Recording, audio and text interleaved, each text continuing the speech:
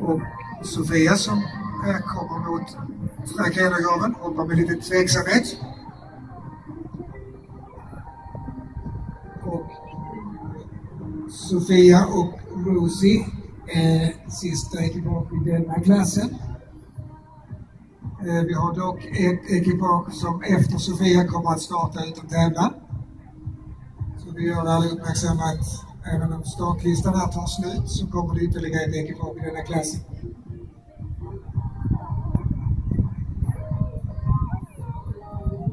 Sofia felfri på backen och triple brush. Går upp på stocken på kudden. Så klarar utan problem. Där har vi Sofia ner i vattnet. Lite ur balans, men de är där ute och kommer upp felfritt.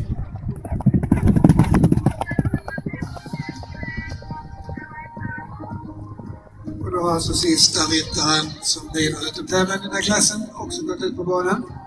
Som är 255.